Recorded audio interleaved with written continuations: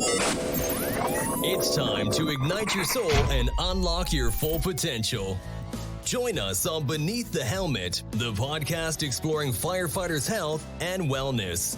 Hosted by retired Fire Chief Arjuna George, our podcast is the perfect place to start your journey towards becoming the best version of yourself.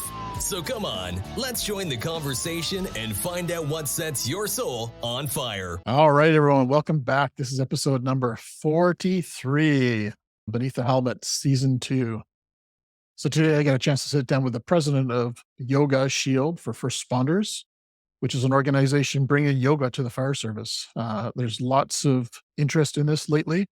I know several people whose niche is in yoga for first responders, and I think it's very fitting. We're going to talk a lot about how yoga can be brought into your life in a proactive way for your own mental health. We're going to talk about the challenges around yoga and what that means in dispelling some myths around that you have to wear Lululemon tight yoga pants to do yoga.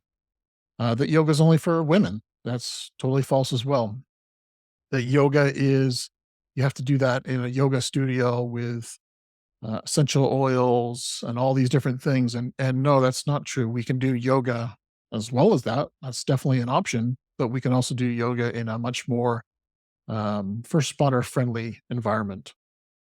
So today I got a chance to sit down with the president, Eric Brenneman, and he's going to share a little bit about his journey from being a former firefighter and now president with his partner, Yoga Shield for First Responders. We're going to dive into some knowledge around breathing, some tactical exercises there. We're going to talk about the differences between TRE, which is something I'm very passionate about, which is tension trauma release exercises, and how it's very, very similar to yoga, in fact, and how the body stores trauma and how we can release it through some somatic work. So this is definitely going to be an interesting episode. If you're curious about yoga and how it might fit into your life, this is probably an episode you want to dive into for sure. Sit back, relax, do some stretches, and until next time, stay well. All right. Welcome back, everyone. Season 2. Can you believe it? Season 2. I have a brand new friend who down in the States here, who's from Yoga Shield, Yoga for First Responders. Today, I got Eric Brenneman on the line today. So welcome to the show, Eric. Hey, thanks, Chief. Appreciate being here. Am I the first guest on an episode of season 2? You won't be the first, but you're first recorded. Yeah, I love it. That's cool. Season 2. Yes, congratulations on having multiple seasons, Chief. I mean, that's a big accomplishment. So well done. I appreciate that. Yeah, it's been an amazing journey. And I'm slightly addicted to podcasting now, which is kind of fun. Yeah, no, that's awesome. As we were talking, it's a great connector. It's a great way to meet people, share liked interests, and you get to have an impact in the world that you never even realize you're going to have with the people that just listen to the show from all over, from all different walks of life. So excited to be here, Chief. Well, I'm happy to have you.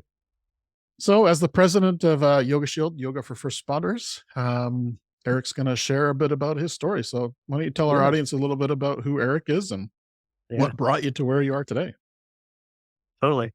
Yeah. So my name's Eric. I'm a former firefighter, actually. I have 13 years on the job in the Midwest. Left the job actually at the top of my game. I was company officer. You get to that 10, 12, 13 years in, and you're starting to finally figure out the job a little bit. You're like, oh, I've kind of got this figured out. Things are starting to slow down a little bit. But I had always worked my career from honestly taking care of my fellow firefighters. So got hired very, very young. First day off probation, basically, got voted into an executive leadership position on our labor association and worked from the health and wellness side with the IFF across the state of Iowa.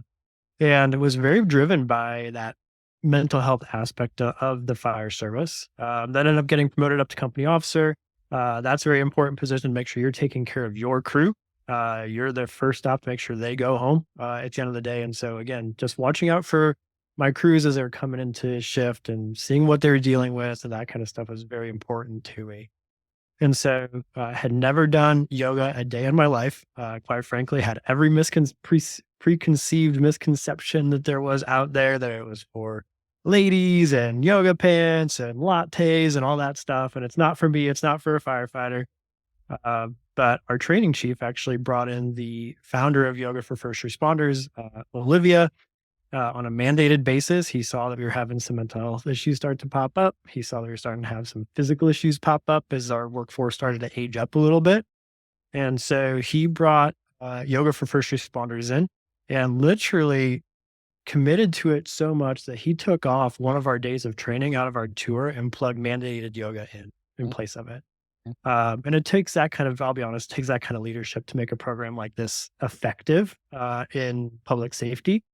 And so through that time, got to know Olivia a little bit better.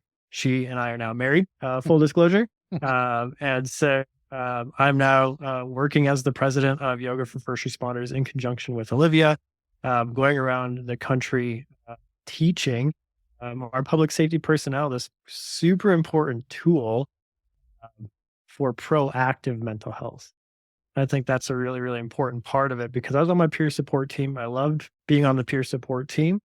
But even the best peer support team across the country is still, for most purposes, reactive. We wait for our membership to get jammed up, whether it's through alcohol abuse or marriage issues or anything like that. And then they come to peer support for help, and then we can kind of refer them out to resources around the community. There are a few very good proactive peer support teams out there, but all in all, they're mostly reactive. And so I really wanted to see if we could shift that needle and move the needle a little bit upstream when it comes to helping our membership out from a mental health wellness standpoint. And so here I am. Been off the truck now about, yesterday would have been my last shift 6 years ago. Wow. Actually. How fast time goes. So and how much do you miss it? Or are you happy where you are? Yeah. So that's a really, really good question. So because I left at the top of the game, I mean, one of the things that I get very passionate about is the singular identity of people in the fire service. I am a firefighter, right? We say that over and over and over again, and we wear that badge proudly, as we should. And it took probably about 4 to 4.5 years before I was finally comfortable with the decision of leaving the job. And every time I saw a truck drive by, I mean, I moved away. I'm in a different state than where I was in service at. And every time you see a rig rolling down the road, you just be like, man, I could be on that truck. Like, I could be doing that. That's what I should be doing, you know? And so it took 4 to 4.5 years of dealing with it before I finally was at peace with that decision. And so I'm very passionate now talking to firefighters about this, especially if they're getting closer to the end of their career or even at the very beginning of it. You are more than a firefighter. You are so much more than that. And you have to start to identify yourself as more than the firefighter, because if you leave on your own choice, like I did, or you're forced off because of an injury or whatever it is, we see a lot of issues with our retirees and folks that step off that truck.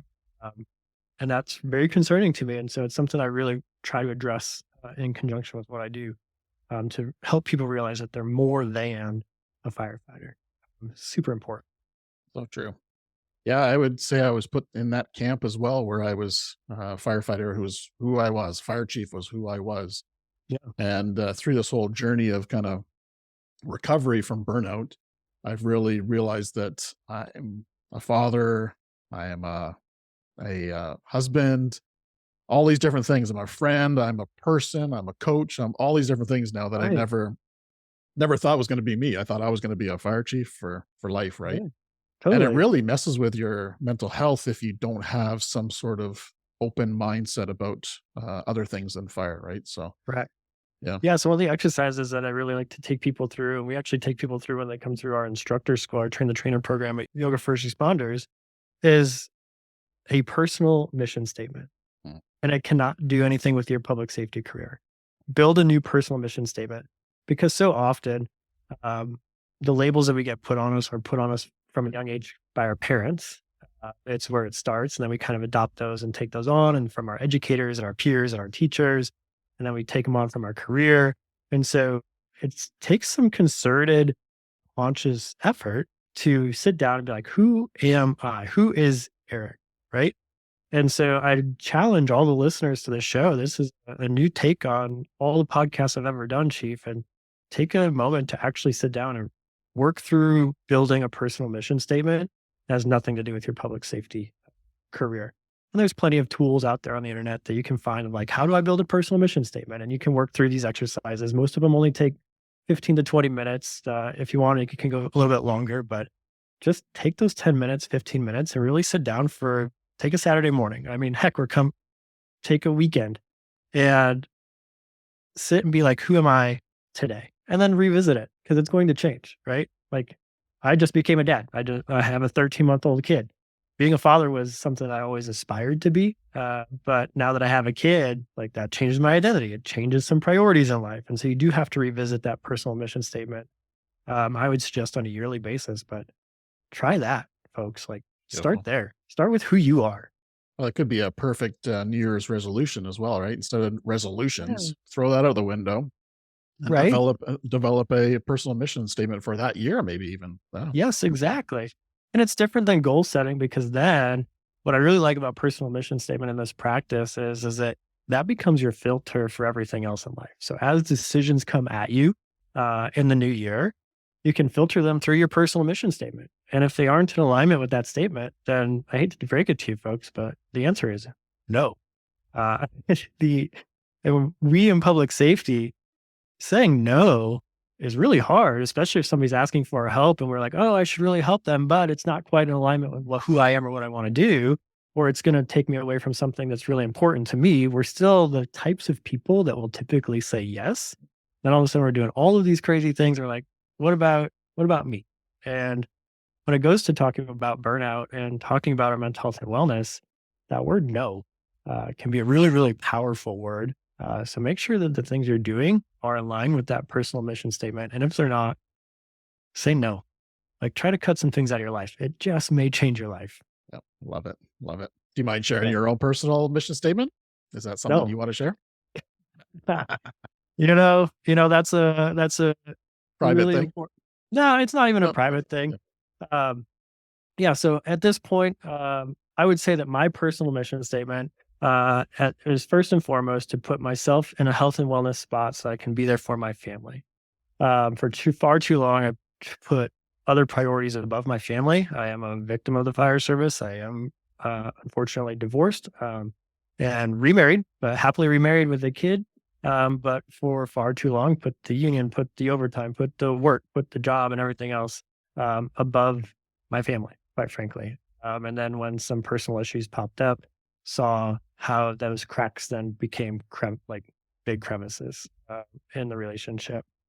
And so first and foremost is it sounds selfish, but it's okay to be selfish when it's about putting yourself first. And it's about putting myself, my personal mission statement would be to put myself, my health and wellness and as a priority so that I can maintain the proper family relationships. Because at the end of the day, my wife and my little girl, that's all I've got.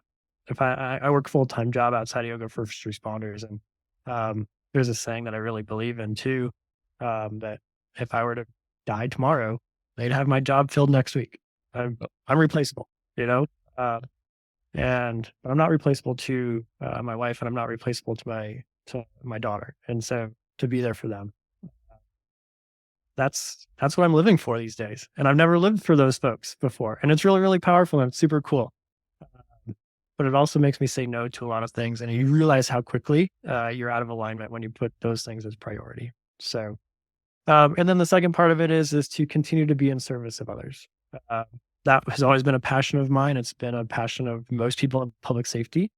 And so now I'm just on the other side of the stripe, so to speak. So while they're going out the door to serve the public, I'm getting to stand behind them and make sure that I'm serving them, meaning the firefighters and the law enforcement folks that we work with, to make sure they're the best version of themselves so they can go and serve their communities.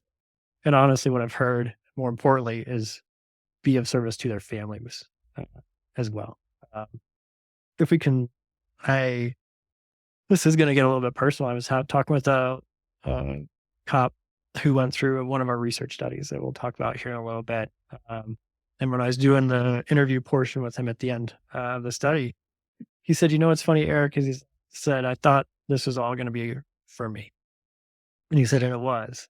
But my wife has told me I'm a better husband. My kids have told me I'm a better dad. because of the work that I'm doing at work through Yoga for First Responders, by doing a yoga class a week, by taking care of my mental health and wellness at work. It's turned me into that better husband and that better dad. And that's powerful. That's where we should be working. Let's be honest. That's where we should be working. It's the citizenry is important. It's always important to take care of your citizens. They're the ones that we got hired to take care of. But if we can fortify our relationships at home by taking better care of ourselves, it's okay to be selfish in that moment. I agree. I agree 100%. Yeah. So, and that's hard, Chief. I mean, that's hard for people out there listening to this podcast. I would venture to guess most of them are going to be like, because I just got called out on this literally a month ago or so by my wife. I was watching a bunch of people cycling along the side of the road as we were coming back from the mountains. I was like, man, I don't even have time to get out on my bike anymore. And she's like, why not? And I said, because I'm working all the time, because I want to be with you. I want to be with Aurelia. Like, I don't have time to get out there. And she's like, Eric, you have to be selfish with your time once in a while to make sure that you're in the best spot to go so you can be the best dad for us. And so even the guy that says this and talks this and teaches this has to be called out on it once in a while. And so I can only guarantee that some folks listening to this, when I say be selfish and do something for yourself from a health and wellness standpoint, that's the hair on the back of their neck is going to stand up a little bit, because that's not who we're programmed to be when we work in public safety. I'd say it's a pretty consistent message across all the guests that I have on this show is that self-care is number one, and it is not selfish. It is taking care of yourself. And for myself, I truly feel that, we're servants to the public as firefighters or first responders or police officers, whatever that looks like. Yep. But we can't be the best professional showing up if we're hurting at home, if we're hurting financially, if we're hurting physically, mentally. It's just not going to happen. No. So if we want to be the best high performing public servant, we got to take ourselves number one, 100%. Yeah, 100%. It's an analogy I use all the time. I mean, you look at a lot of people can correlate with like professional athletes. They see those folks as the elite high performing, high performer in society, whether you like it or not. They just look at them and say, well, these guys perform optimally at their best. But if you look at professional athletes' schedules, 95% of it is actually downtime and recovery. Like, if you start to follow these guys closely, a lot of the work, the practices are 2 hours a day, basically Wednesday, Thursday, Friday for football, right? And one of those is probably a walkthrough. And then they're playing for 3 hours on Sunday afternoon. Other than that, it's taking care of their body, taking care of their physical health, taking care of their nutritional health. It's all about that recovery and taking care of their own mind and body so they can be there to perform optimally when they need to. It's everybody thinks it's all about the performance. Turns out it's actually more about the recovery than it is about performance. And so one of the cool things about yoga, that misconception about yoga is that it is for the ladies and it is for down regulation. We actually work through Yoga for First Responders a lot on job performance and job enhancement on that side of it through different kinds of techniques. And one of the things about yoga is that it's has been shown to help us activate the flow state. Yeah. So the flow state is like when we're in the zone, when we're in the pocket, when things are going exactly right. You think of, again, a basketball player making 30 free throws in a row. They're in the zone. They're just in that flow of things. And for firefighters, we can get into the zone sometimes when the tones go off. It drives us into that present moment, and we can dive into there, and everything else seems to fade away. We no longer, my example of this is when the bell rings at 3:30 in the morning, and all of a sudden it's a working structure fire, and you realize like you don't even think that you have to go to the bathroom. Like that sense of self, like it's that primal sense of self, but it goes away because you are starting to focus and getting into that zone state. And so one of the preeminent researchers of this state of flow recently passed away. His name is Mihai Csikszentmihalyi out of the University of Chicago. And he actually shows that yoga is a really, really good training tool to get into the flow state. And so we can actually train folks because it puts you in the right brainwave patterning and some of the key benefits of getting out of your way from a self prefrontal cortex standpoint. And so by training in that yoga stance, we can access flow easier, which allows us to perform better when we need to. And so using yoga as a tool for flow, none of your listeners have ever thought of that correlation. And so I wanted to bring that up as we're talking about performing optimally as human beings, because that is a state of being when we are performing our best, as they say in that world. And the funny thing is we all want to perform our best. Right. But then we look at things that are maybe a little bit more outside the box, such as yoga or TRE or whatever that looks like, and Yeah, we shy away from it, right? So, but our totally. goal is to be the best firefighter we can possibly be, right? So, Yeah, yeah. And I work with I work with a high level training team down here in the United States. We do a training called Developing High Performance. From the guys that wrote that book, they now travel around and do these trainings. And what's fascinating is we put a bunch of firefighters in their bunker gear and they can get into all kinds of goofy working positions. It just happens. They also end up with strains and sprains, not by accident, because I take those same firefighters and put them into a yoga class and ask them to literally get in the exact same position they were just in the fire ground. And you should hear all the grunts and the groans and the moans trying to get into it. I'm like, guys, you were just in that position in your bunker gear. What changed? Like, nothing. The only thing that changed is that you put on your quote unquote superhero suit, your bunker gear, and now you feel that little bit of invincibility and you can move everywhere you want to go. And it's by no accident that we end up with sprained knees and back issues and hip issues and shoulder issues, because we're pushing our bodies way past their capacity just by putting our turnout gear on, where we can actually train on the yoga mat to have higher levels of capacity so that we have fewer strains and sprains by getting comfortable in awkward working positions. It's fascinating to watch, though, again, about performing our best. If you want to perform better on the fire ground, there are trainings that you can do safely to train for that training. So we like to say that we're a foundational training for the training. So whatever you're going to go and do on the training ground, we can work on it on the yoga mat first instead of afterwards. so like a functional exercise, but Turns functional out, yoga. Functional turns yoga. out, Yeah. yeah, and so that's what makes us different than like your local yoga teacher. So we are yoga for first responders. So we are built a very specific protocol for this population. And so one of the things that we really, really pride ourselves on is that I'm a firefighter.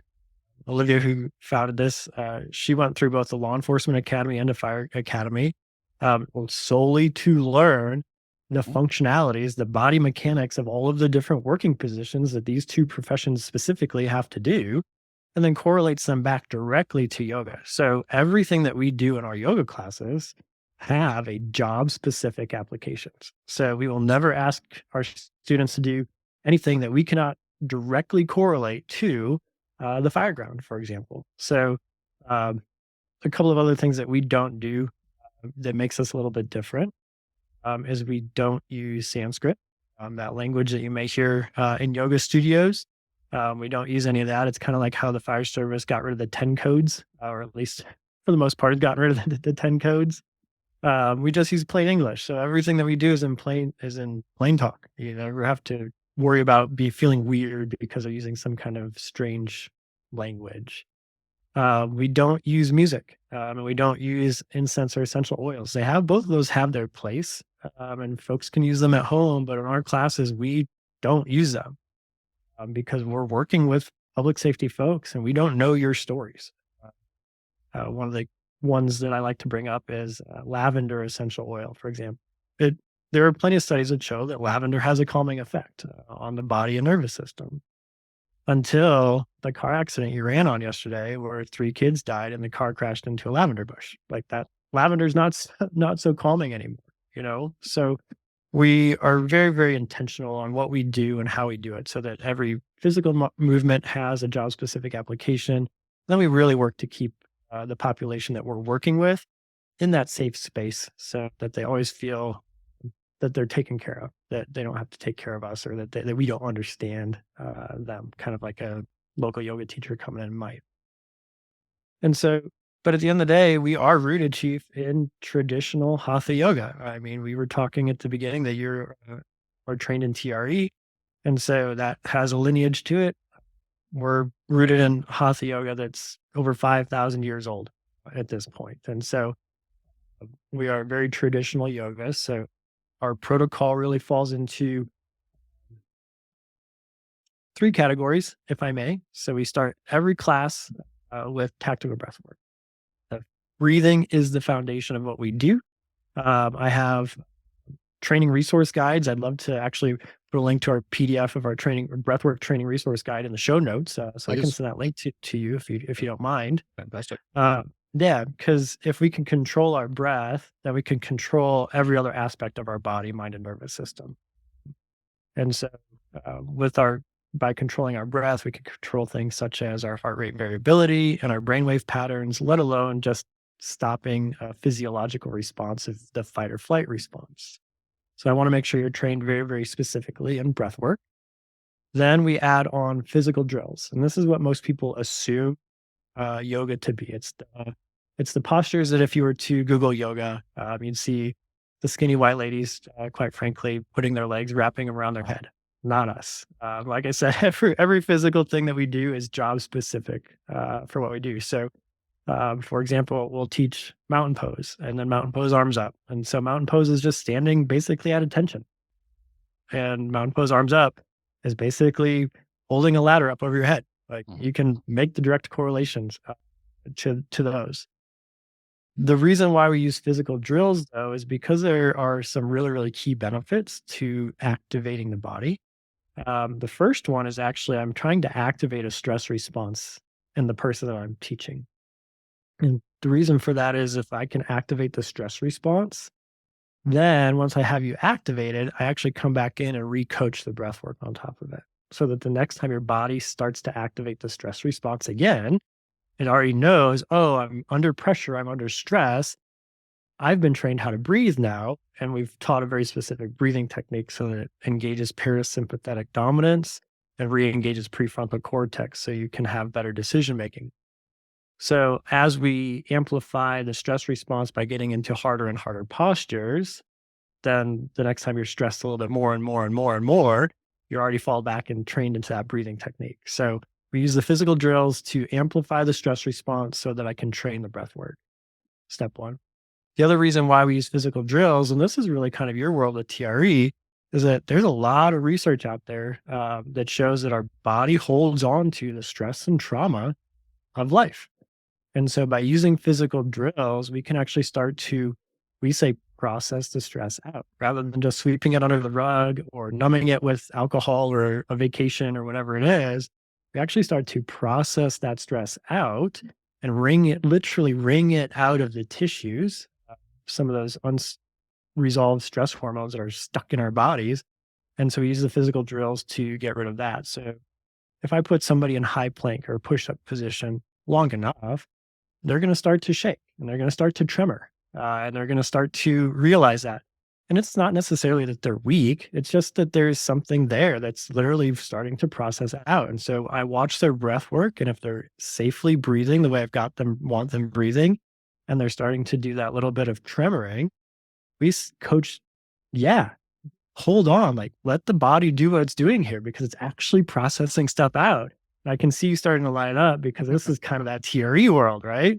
Yeah. And so I'm going to ask you about that in a moment. And then the final step of our protocol then is what we call neurological reset at the end. So this is the only time I use Sanskrit because everybody's heard this word in the entire world because they've read the shirt that it says, I'm only here for Shavasana. Savasana is the ending of a yoga class where you just get to quote unquote take a nap.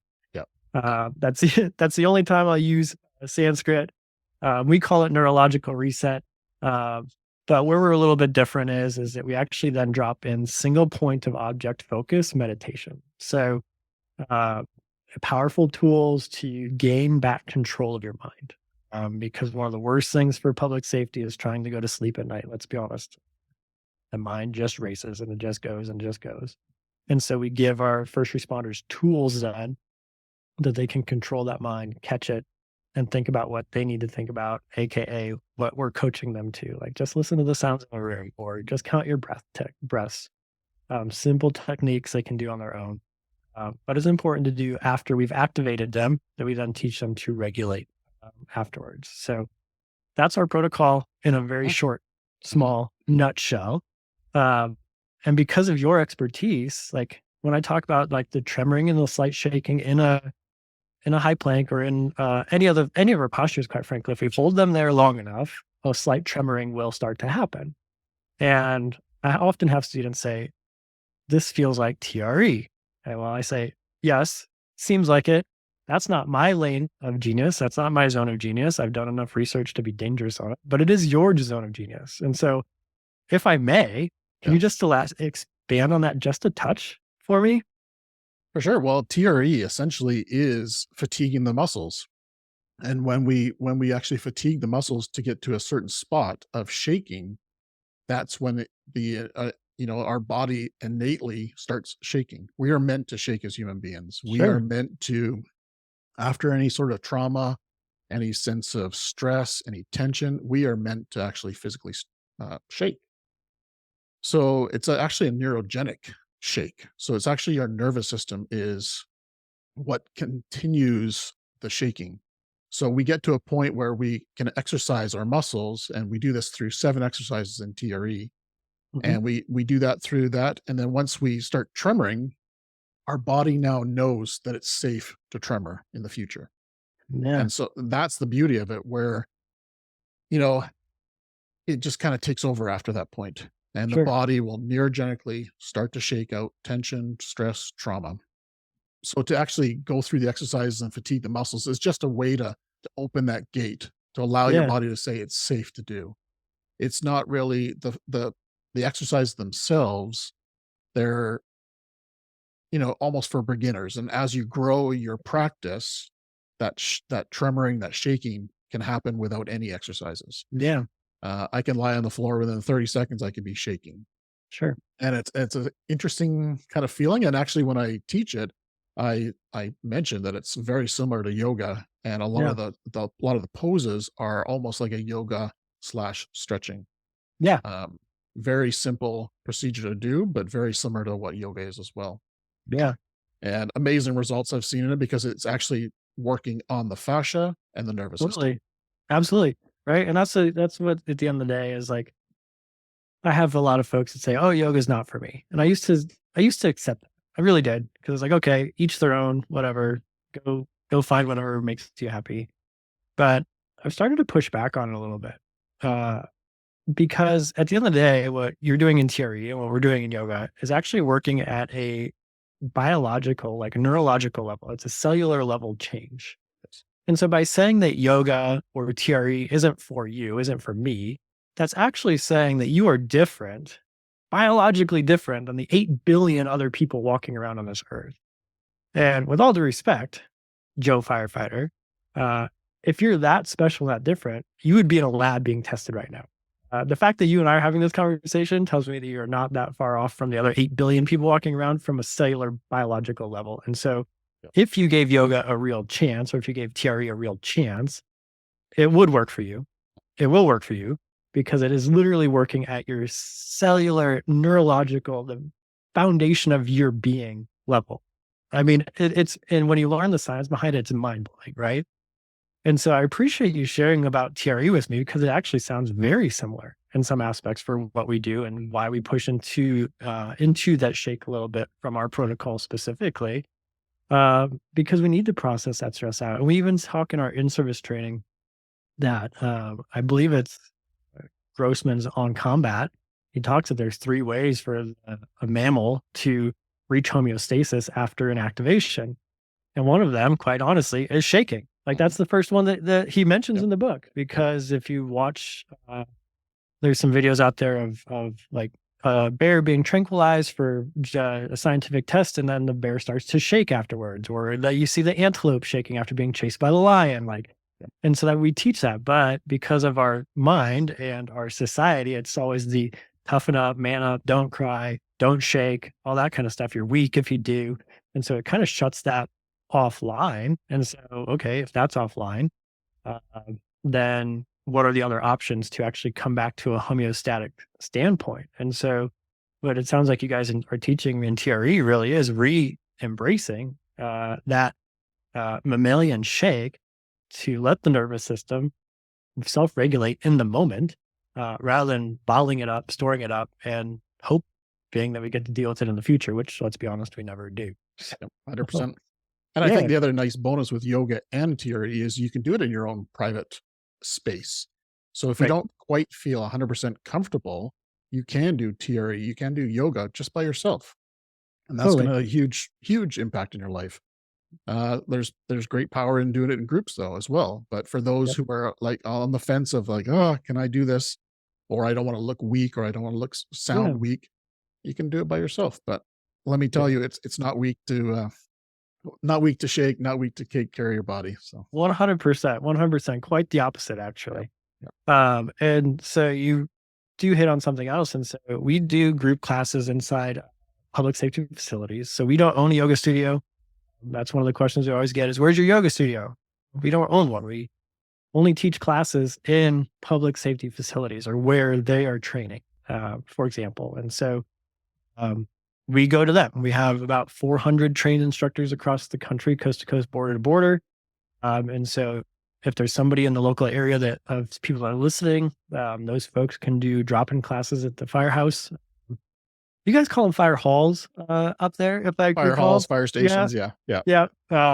Yep. So that was one of those cultural things that I had to learn when I started talking to a few more Canadian folks. And so but we go to you guys. Like we go to the public safety folks. If we don't have any teachers around, then we try to provide the resources like the breathwork resource so people can at least get some basic tools. We do have an app that you can download on your phone at Yoga for First Responders. Just search for that because of what you just said. We do have folks that will never show up to the drop-in class at the firehouse, but they download the app and then they use it at home and they do it with their kids or something like that because they want to give it a shot, you know? And they're like, oh, I actually feel better. And then they start to get hooked to it. But there is incredible power actually to do it at work with your crew, with those around you that you're going out and running calls with, because and this is where the proactive start part of it comes in. Like we all have stories out there of like, well, we're in a bad call. That doesn't seem to affect Sally, but it affected me really bad. And we all live unique individual experiences. And so we never know what call is going to affect somebody differently. And quite frankly, it's probably not actually that call that affected somebody. It's probably the stacked up cumulative stress over the 1, 3, 5, 10, 30 years of working, plus the 20 years of life before that. And that just happened to be the proverbial drop in the bucket. But there's so much more stacked up on top of it. And so by doing these tools at work together, we are actually providing a proactive health and wellness tool that no longer makes people feel like I'm broken or I am weak or something's wrong with me. Because we know that there's a stigma still today, even though we're talking about it and there's podcasts like this one and we do go to conferences, that if I have a mental health issue and I need to go to EAP, or if I do need my peer support team, or if I do reach out to somebody in command staff, then I'm going to be blackballed. I'm going to be shunned. I'm going to be looked down upon. I'm going to be looked at the one that's broken and weak. And so by putting these tools in place from a proactive standpoint, so we can train the mind, body, and nervous system before we need them, we're no longer associating it with being broken and weak. We're now starting to do proactive training with the people that we're working with. So we're all getting stronger and better together at work, so that just maybe we may need to interact with peer support, talk therapy, those kinds of things a little less in the future because our body, mind, and nervous system are trained in the appropriate ways to deal with the inevitable stress of tomorrow. That's why I really like, honestly, the group work at the station or at the fire hall, because it really changes that narrative from a reactive standpoint or the weak, I'm broken, I'm downtrodden to, oh, we're training to get better because tomorrow could be really, really hard. Just like same reason you do basic drills, the same reason you do hose drills or throw ladders, so you can be better tomorrow when the call comes in. Well, if we can put training such as the TRE or our yoga first responders in the stations together in the day room where they're already doing other training, It's no longer weak and broken. And that's super powerful. And there's no difference than going to the gym and building big arms, right? It's Right. you're preparing for tomorrow. Same Correct. same thing, right? So Yes. you're Yes. just preparing in a different way. Yeah. And because we are working at a cellular level and training our body, mind, and nervous system to uh, deal with the stress of tomorrow, because we can process the stress of yesterday. That's critically important. But our jobs are not to get rid of your stress of tomorrow. My job is to make you more prepared to deal with it, so that when whatever hit's going to come, because the hits are going to keep coming, that you are prepared to handle it and deal with it. And so that's where honestly kind of the fourth pillar of our protocol comes in. So we talked about breath work, physical drills, and the neuro reset. The fourth protocol piece of it is a bit of cognitive behavioral therapy. And this is again where I say we're slightly different than your local yoga teacher, if not completely different than your local yoga teacher. And so when we have folks in a stressful environment, when I see that you're starting to not breathe in a position because you are starting to shake and hold your breath and starting to think in here, I'm weak, this sucks, I don't have this.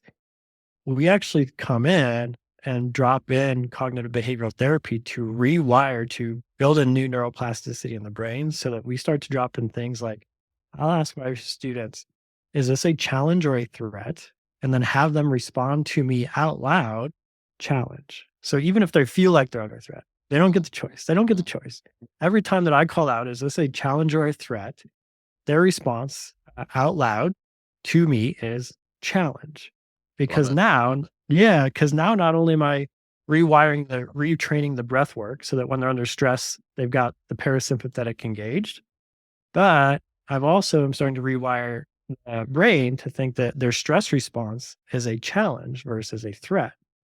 And so we've actually undergone 2 clinical research studies now on our protocol. One, a 6-week online program during COVID, and then the other one was a 16-week in-person program after COVID.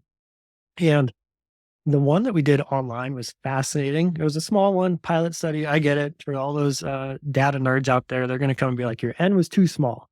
Well, the N was small on purpose because it was a pilot study.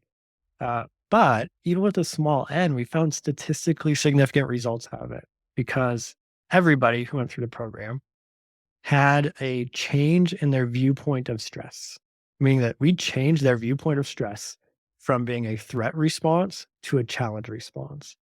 And that's powerful. Like that's a powerful thing because now when their body becomes activated or when they take the hit tomorrow, they're automatically thinking that, okay, this hit's a challenge. This hit's not a threat to me and my being. This is a challenge that I can rise up to. And then to get into the weeds for a minute, the reason why that's critically important from a proactive mental health and wellness standpoint, and this is what was actually then shown in our second research study, is that there's a neurosteroid called DHEA. There's some new, not even new anymore. There's some good research out on DHEA. When we come under stress, we all know that we're going to drop cortisol and adrenaline. Those are 2 chemicals we've all heard at this point. But there's a third one, and it's that DHEA. And so what they find out is that if we have higher levels of DHEA in a stressful situation, it actually leads to post-traumatic growth. If we have reduced levels of DHEA in a stressful situation, it can lead to post-traumatic stress. And so that's a very key indicator when we talk about proactive health and wellness. And if we can get people to have higher levels of DHEA in stressful situations, we can tip the needle towards post-traumatic growth. And that should be mind-blowing and be like the red alarm bells should be going off in everybody's brain at this point. And so what they've shown, and this is from, kind of originated with work from Dr. Kelly McGonigal in a book called The Upside of Stress. Good one. Yep. So what she showed is that the perception of the moment can change the levels of DHEA in your system. In fact, they have now found out that the only thing that really changes your DHEA levels in your system is your perception of the moment. And so if we can change our perception that the stress of tomorrow is a challenge and not a threat, we can introduce more DHEA into our system.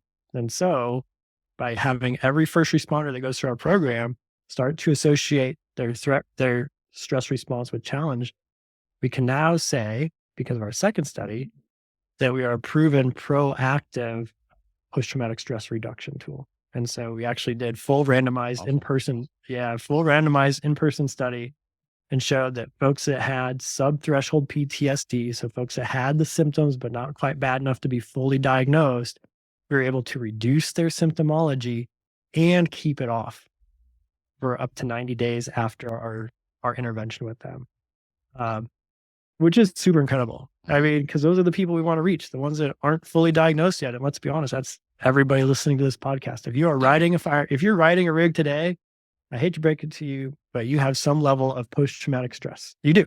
It's inevitable, just with the nature of the job that we do. And so to be able to say now, again, by changing that viewpoint of stress while under stress and building that new training in the brain through neuroplasticity, it's a powerful cocktail. And that's what gets me super excited, and where I've gotten more comfortable, quite honestly, of not being on the truck. Because as we have gotten to scientifically prove what we do, now it's a powerful spot to be in. So I can go in and talk to any fire chief or police chief across the country and lay this out there for them. And the vast majority still will say, it's not for me, not for my people. They'll never do it. But I have to accept that. That's fine. But they know now. And so the tide is changing. It is evolving. But the fact that we get to say now that we are, and this is out of literature. You can Google yoga for first responders in the literature and find these studies out in the world, which is super cool.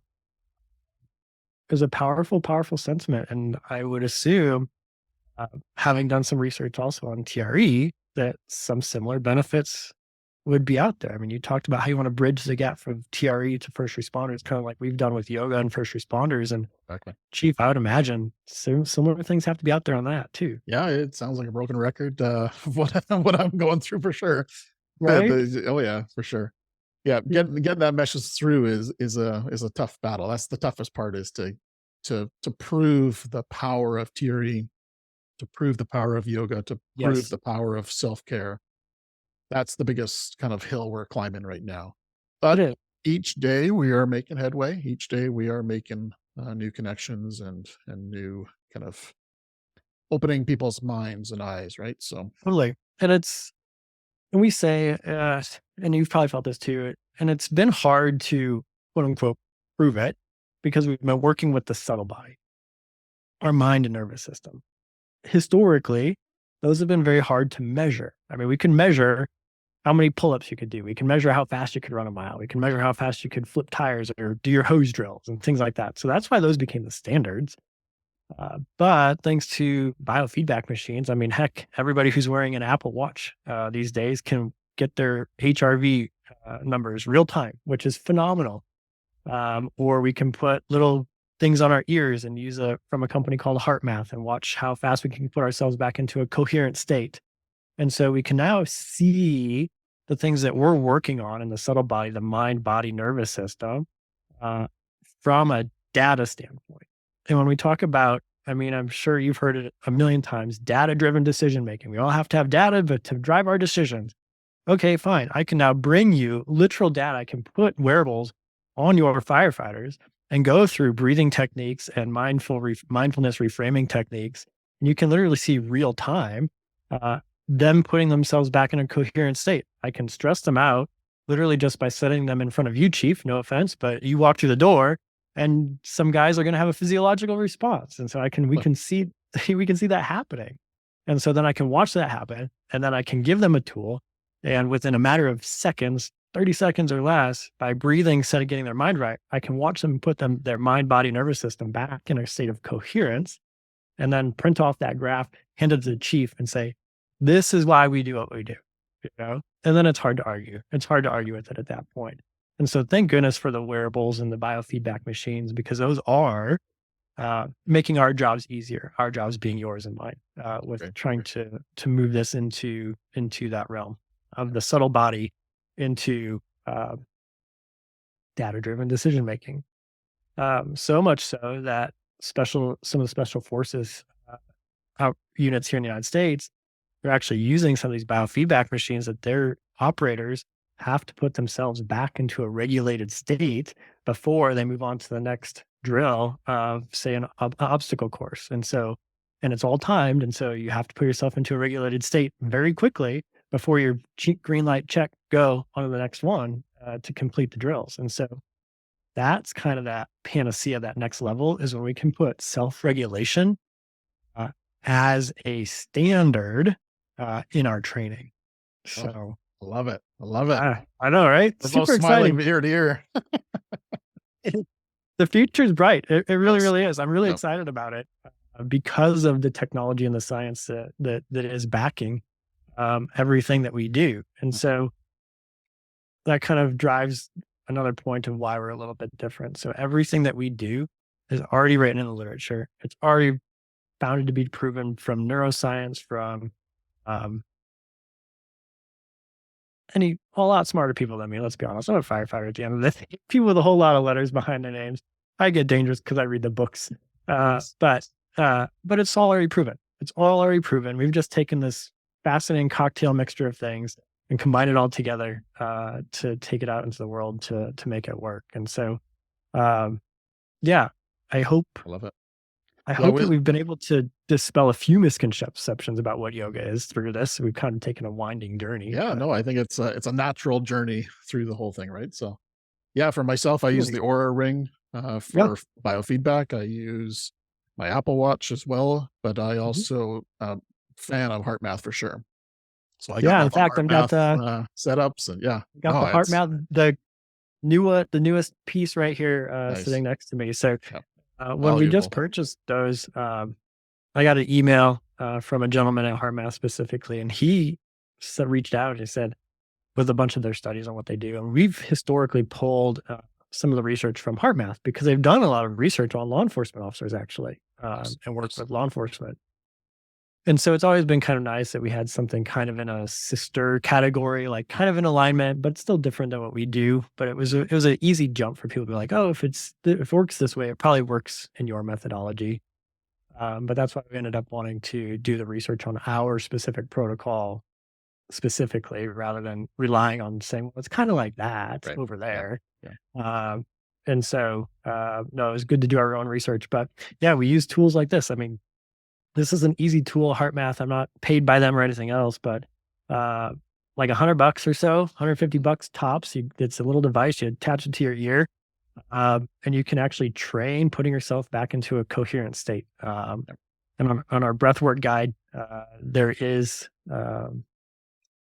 a breath count technique that we say for high performance, and we call it coherency breath. And so just knowing that we're coming close to end of our time potentially here, I will give this training nugget. I always like to give a training nugget for the listeners on something they can take away and do today, because you don't have to roll out your yoga mat. You don't need to download the app. You don't need to do anything else. If you're this far into the podcast, thank you. And so you deserve a training nugget. Exactly. And so, but right. The funny thing is I use nugget as that's my terminology as well. Yeah. So perfect. And so, like I said, it all comes down to the foundational breathing techniques of what we do. And so, first and foremost, when we breathe, we want to really change our breathing pattern to be more down into our belly using our diaphragm. There's a whole bunch of research out there why diaphragmatic breathing is how we should be breathing. If you want to go down a rabbit hole, research the vagus nerve. Just type in vagus nerve into Google, hit enter, and you'll lose, 5 or 6 weeks of your life if you really wanted to dive down that rabbit hole. Every firefighter should know about the vagus nerve. They should. And it's amazing to me that they don't. And so we'll just drop that out there, because I know y'all are sitting at the fire hall or at the firehouse listening to this, and you've got your phone in your hand. So you might as well just Google vagus nerve and go. Okay. 100%. Yes. We wanted the diaphragmatic breathing. So no matter what breath count that we use, when we teach breath or different breathing techniques, it all starts with what we call a 3-part breath.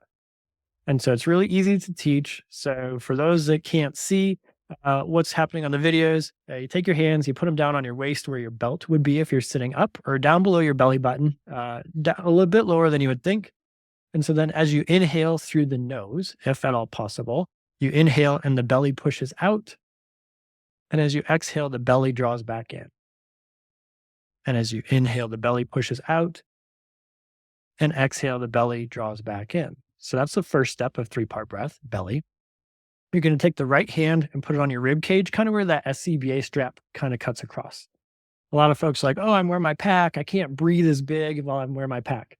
Well, use that pack as something to breathe against. Because those intercostal muscles of your rib cage can actually push against the SCBA strap. It's all about changing that perception again, what we talked about. So the hand stays on the belly.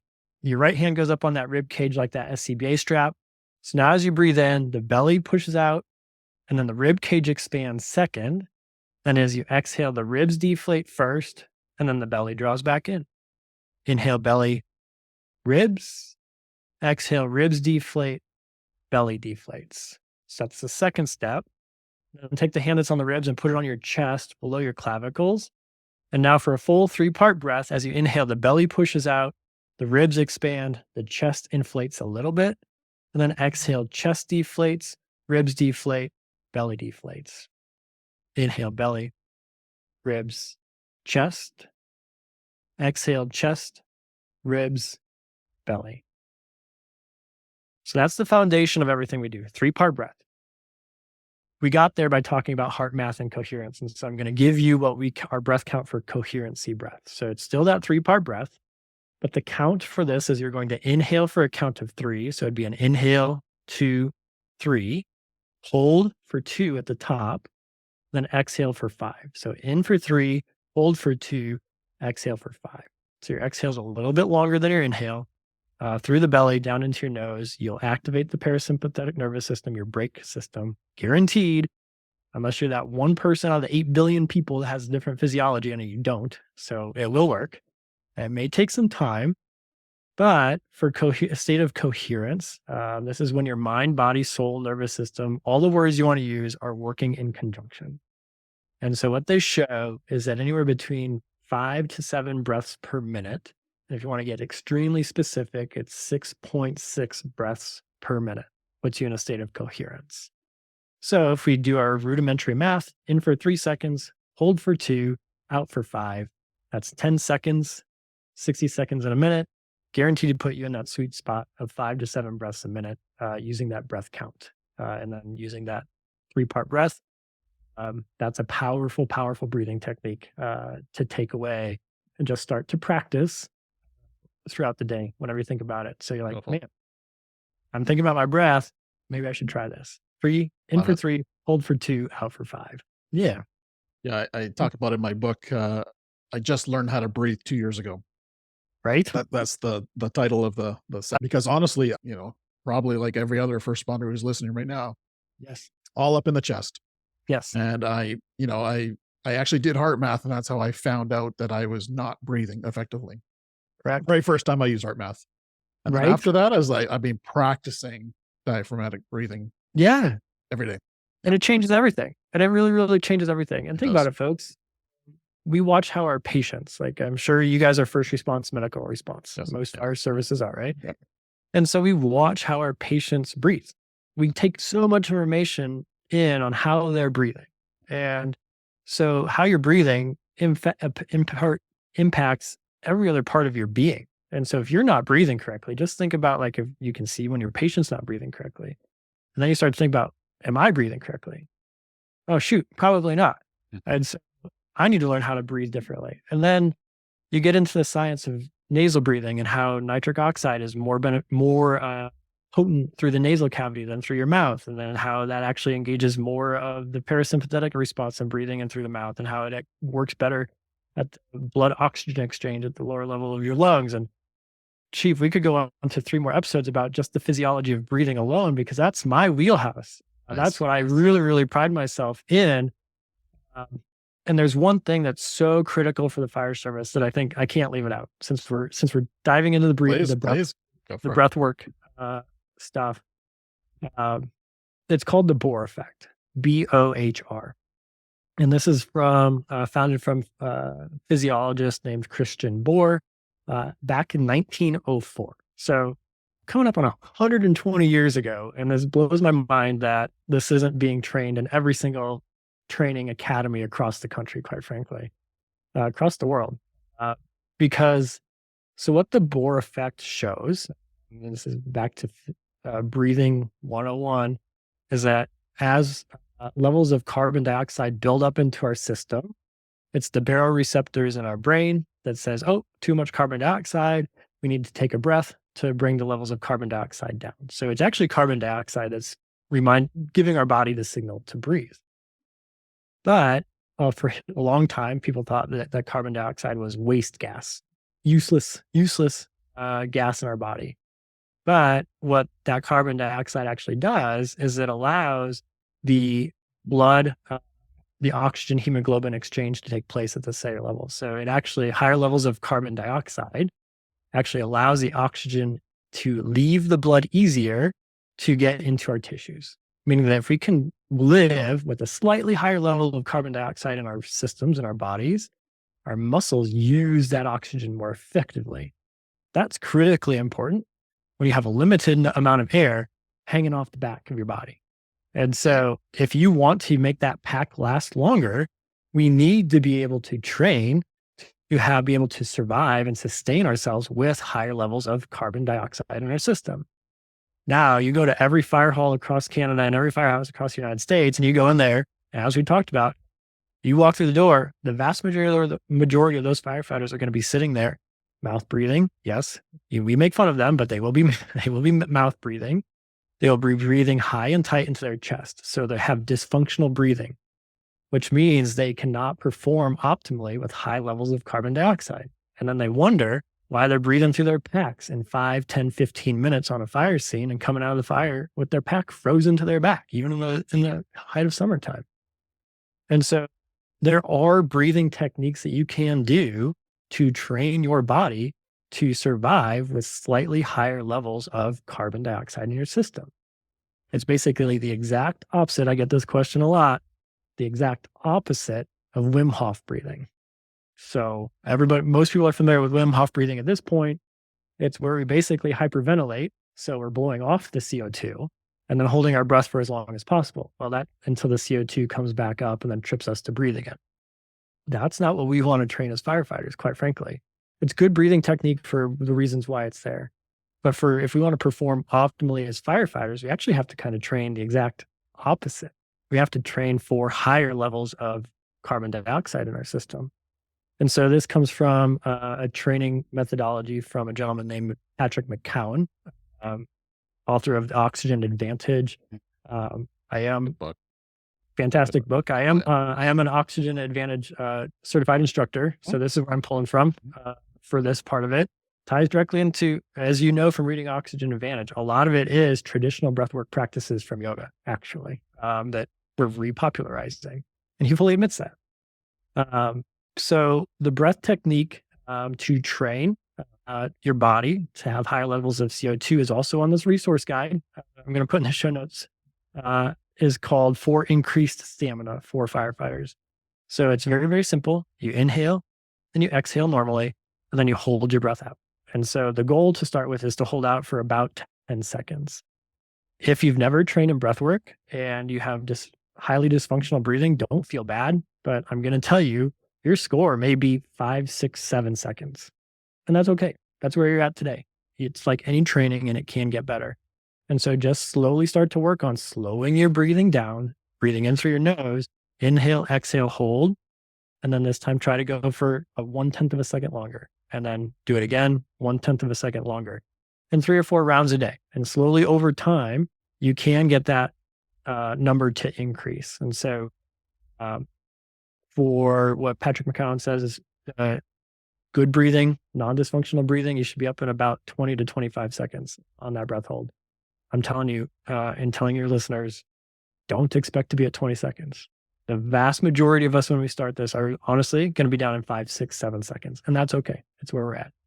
But over time, you can get up to around a minute on this breathing practice, on this breathing pattern. And that's kind of where elite level athletes are, who, as they've shown, can be at 98, 99% of VO2 max and still breathing through their nose. That's a lot. That's a lot. It is. It's super impressive. That's a lot of training. Yeah. Would not expect most of the people listening to this to ever get there. There may be that one elite person out there that's already there. For the vast majority of us, like me, it's going to take years of training to get to that point, if ever. I did try that exercise when I read the book the first time, and it'd be interesting to actually go back. I totally forget what my score was, but I do remember doing that drill. Yeah. Yeah, no, it's that, and I mean, man, I want to start it. I Another just hour? said on another podcast, like I want to travel the Let's do it. country, honestly, do teaching a class on that specifically, because it's so critically important for firefighters to understand why that CO2 is so critically important, and that we can train on it. And again, just boggles my mind that that's 120 years of research sitting there on the shelf, that's just sitting on a shelf collecting dust at this point. So, Well, thanks for bringing it to the BTH community. Totally. Thanks for allowing me the platform. I mean, honestly, this is why I love doing podcasts, because they all have a different audience and a different platform, a slightly different style. And I'll be honest, Chief, you got allowed me to take some different detours than I normally get to take on these shows, and talking about that personal mission statement to the Bohr effect at the end is a wide range, but I appreciate the opportunity. Yeah, I think it's the coaching mindset that I have for this podcast, right? This podcast it's more than a conversation, because a conversation anybody can have, and they can pick up a book and read it, but there's an engagement piece to this, right?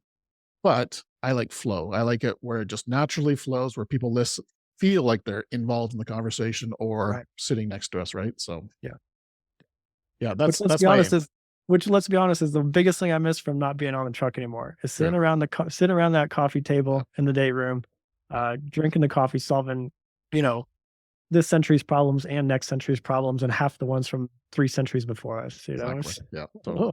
That's I'll be honest, I don't miss the 2 a.m. board alarm, nope, neither. or the frequent flyer, but that's the aspect that I miss, which is honestly why I love being now in this world, because I still get to hang out with cops and firefighters just about every single day, whether it's virtually or in person, and it fills that need a little bit.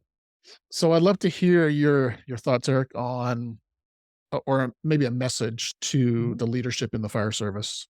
Yep. The leadership in all first responder agencies.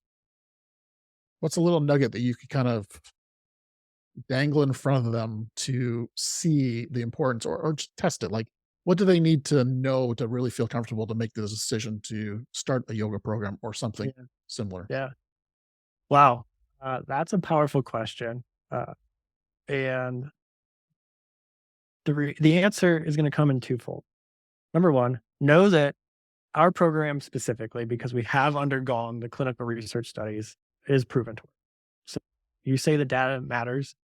We've put our neck on the line to prove that what we do works. And it will work for your folks. These were trials done with firefighters and cops, just like yours, in person and online. And so that data is there.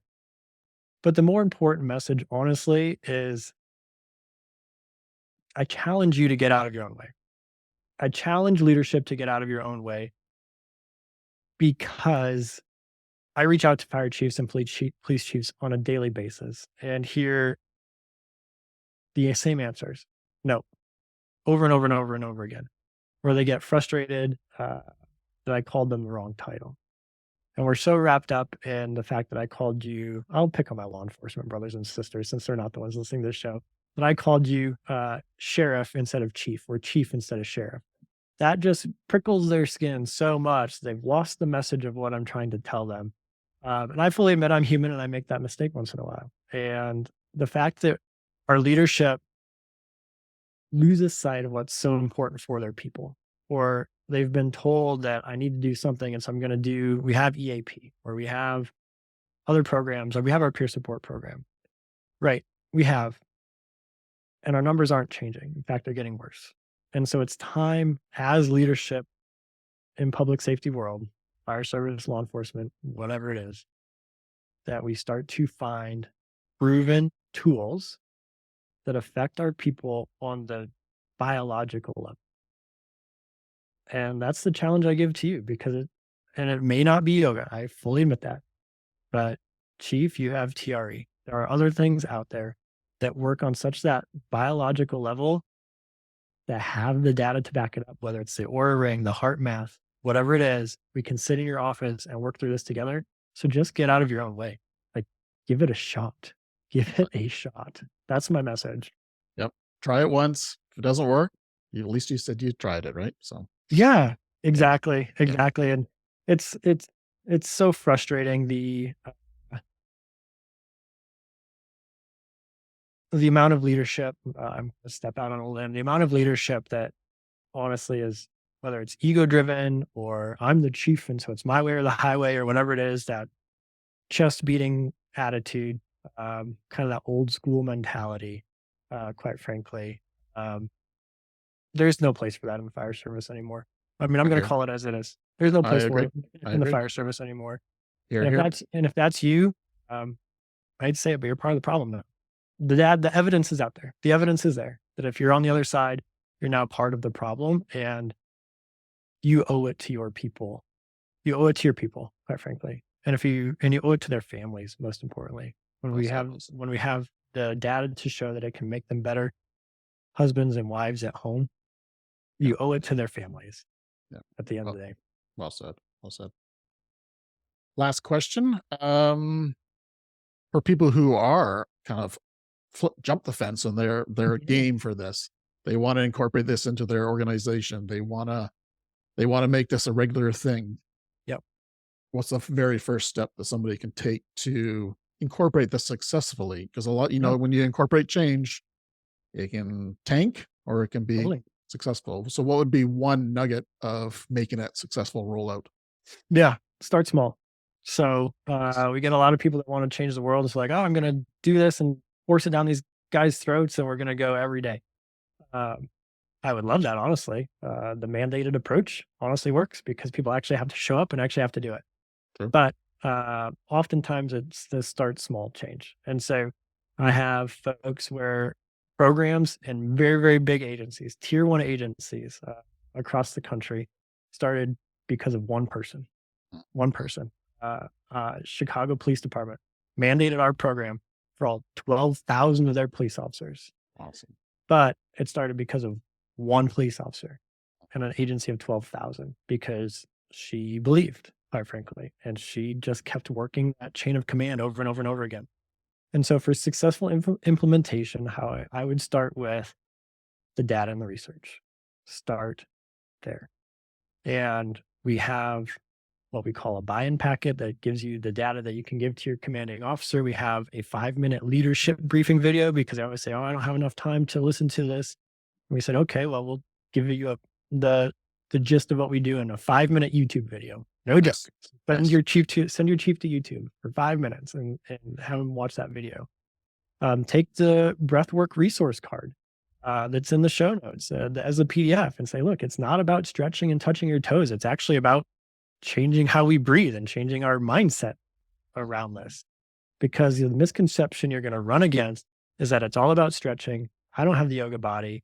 Yoga is not for me. My wife does yoga. I mean, you can hear that on down the line. And so the first thing that you can do is address the misconception and say, literally take that card or send your chief the card that says, no, look, it's about autonomic nervous system fitness, autonomic fitness, as we call it. It's about breathing, about making sure that our mindset is correct so we can perform our job optimally. Let's start there. And then from services that we offer as an organization, we have the app. So if you just want to try it at home on your own, we have the app that you can put in your pocket, the App Store, just search YFFR. We actually have online in-service trainings. So if we don't have an instructor near where you're at, we've done this very successfully with agencies across the country, is we drop in everybody into a 2-hour in-service training. So you go through an hour and 15 minutes of coursework, and then you do a 45-minute yoga class on your own. And we've had great results from that. And so if that's then successful, then we work about finding somebody from the agency to come to one of our training programs to do instructor school so they can start teaching this at the firehouse. Your own people teaching yoga to your own people. I mean, that's where it really starts to get powerful. But you can see how you can ramp up to that. So there's many steps along that path to get somebody fully trained in our protocol. so they can teach it back at work with them. But that ultimately is how it becomes the most successful, because then you're teaching it on duty to your crews while they're at the firehouse. And that's the best solution. Yeah. 100%. Yeah. So how can people, or is this only available in the US, or are there any Canadian teachers or other countries? We actually have a few teachers in Canada. We have some in Australia. We have a few in Europe. Okay. So we are technically a worldwide nonprofit at this point. But that's why we built the digital resources out as well, is so that if we do have somebody local, they're local to you, great. If not, we have digital resources. And then we run about 3 to 5 of our instructor schools a year across the country. We've got one coming up closest to your neck of the woods. Would probably be down in Arizona. It's a hike, but it's West Coast next spring. If you've got some folks on the East Coast, we do have one in the Washington, D.C. area coming up in the summertime as well. So, and then it kind of rotates throughout. We actually have been into the Seattle area a few times, actually, for different instructor schools over the past few years. So we do make it up into your way every couple of years, back up there. So you don't have to fly so far.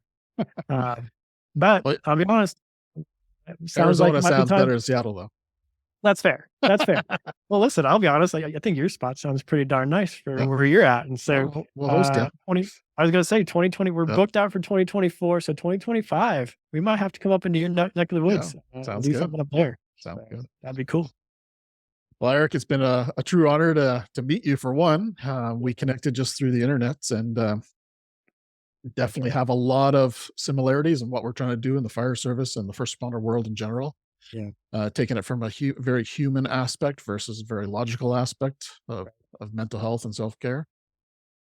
So how can people learn more about your company, Yoga Shield, Yoga for First Responders, and how can they get in touch with you if they want to? Yeah, great question. So we're Yoga for First Responders on everything. Spelled out. The key there is 4 is FOR, not the number 4. So Yoga for First Responders on website, Instagram, YouTube, Facebook, LinkedIn, all the socials. That's the handle. Me specifically, feel free to reach out to me by email. Very easy email. It's Eric, ERIC, at yogaforfirstresponders.org. Again, that's Eric, ERIC, at yogaforfirstresponders.org. Technically, I am the president of the organization. So if you want to impact change on our organization, I guess you've got the right guy to reach out to. But no, it would be a pleasure to continue to hear from you and hear from your audience.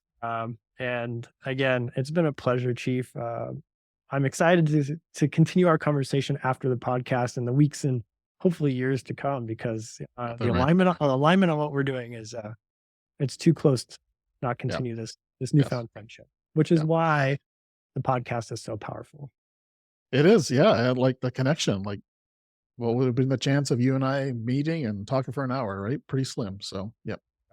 Exactly. So I appreciate having the opportunity to be on your show and talk with your audience, because it's awesome. It's a true honor. So we appreciate it. Likewise. Thank you. All right, Eric, I really appreciate your knowledge and your wisdom. And I think I'm going to have to invite you back for some breathing for first responders. That's a whole episode in itself. So 100%. Let's do it. Fantastic. All right, everyone. I hope you enjoyed this amazing episode with Eric. Until next time, stay well. Thank you for tuning in to Beneath the Helmet. We hope that this podcast has provided you with valuable insights into the world of firefighters' health and wellness. Remember, caring for your physical, mental, and spiritual well-being is crucial to achieving optimal performance. Join us next time on Beneath the Helmet for more inspiring conversations. Until then, stay well.